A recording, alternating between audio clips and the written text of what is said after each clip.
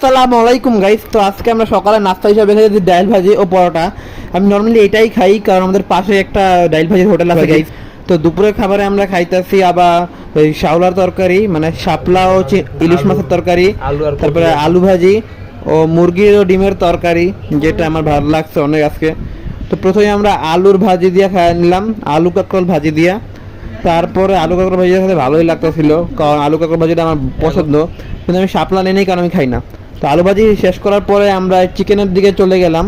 চিকেনের মধ্যে ছিল চিকেন কারি, আলু, আর তারপর একটু চিকেন, আলু আর ঝোল।